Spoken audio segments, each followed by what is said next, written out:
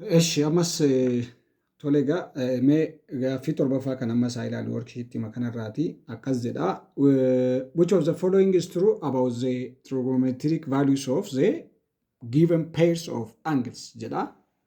Peeriidhaan kennamanii jiru. Kamtu walqixa akka ta'e mee haa ilaallu. Kana yeroo jennu keessumaa isa gurguddaa fudhannee ilaaluudha. Angilii gurguddaa kana. Fakkeenyaa fi eerra kan jiru kana haa fudhannu. What is cos 100 cos 105 degree cos 105 degree kan jedhu kuni guddaa keessaa fudhachuudha. Laarjiin keessaa fudhan as keessaa cos 110 degree 105 degree kana jechuudha. Which is equals to this is in second quadrant dha kun. Second quadrant keessatti argama kun. 105 jechuun 90 caaleeraa second quadrant keessa jira jechuudha. In second quadrant cosine is negative. Cos reference angle isaa immoo 180 irraa teettaa kana irrisiidha. Seerri isaa 105 kana irrisna jechuudha. 105 degree. Which is equals to negative cos 180 minus 105 immoo 75 degree natti fakkaata. 75 degree. Kanaafuu cos 105 jechuun negative cos 75 degree jechuudha. Kanaaf addana kanatti sin 75 degree is equals to dha. Any what is sin 75 degree is equals to dha minus cos 75 degree jedha. 75 degree dha. Sin if cosine kan isaan irratti wal qixa ta'an yeroo hundumaa 45 degree irratti dha. Haa ta'u iyyuu malee yoo co-terminaalii yoo fakkeenyaa fi co-function ida'amni kanaaf kanaa 90 ta'a yoo ta'e illee jaroonni lamaa wal qixa ta'uu danda'u. Amma garuu wal qixa hin taane jechuudha. B'n kan jedhu tan 75 degree is equals to dha. Tan 105 degree jedha. Tan 105 degree dha. Which is equals to tan 105 degree jechuun kuni 75 dha. Degree xinnaadha waan ta'eef hin dhiisna. Tan 105 degree means 105 degree kuni second quadrant dha. Tan theta is negative in second quadrant minus tan 180 minus 105 degree goona. Which is equals to minus tan 75 degree fida jechuudha. Tan 75 degree fi minus tan 75 degree immoo yoomiyyuu wal qixan ta'u. Kun negatiivii qaba, kun negatiivii hin qabu. Kanaaf soba. C haa ilaallu. C sin 120 degree is equals to jedha. Equals to sin 60 degree jedha jechuudha. Sin 60 degree. Akkamitti kuni angilii xinnaa waan ta'eef haa ta'u meeshaa kana hojjennaa jechuudha. Asii gas deebinee sin 120 jechuun second quadrant keessatti argama.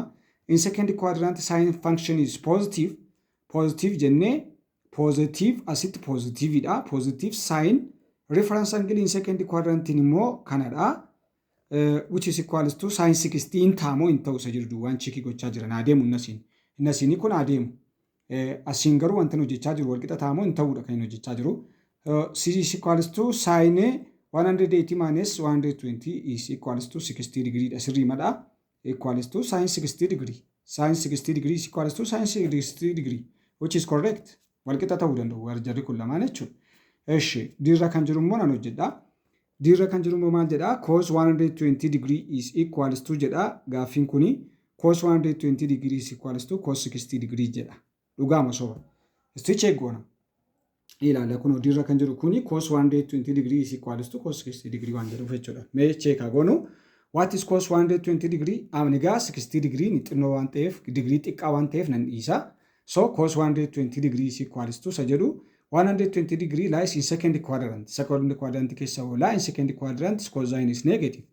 Negative cos reference angle 180 minus 120 degree which is equals to cos 60 degree or not? Sa jedhu check gochuudha. Inni kuni kanadha. Walqixa sa kana wajjin jechuudha. Okay.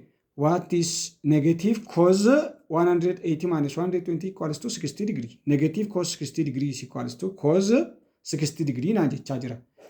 No, kun negatiivii qaba, kun positiiviidha. Negative cos 60 degree cannot be equals to cos 60 degree kana wajjin wal qixa ta'uu hin danda'u because this is negative. Kanaafiyyuu this is false. Hin danda'u jechaadha.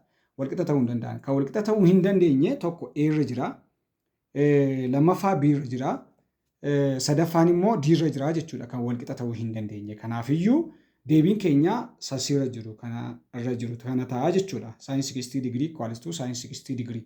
Kanaafuu akkaataa kanaanii mirkaneessuun hin danda'ama.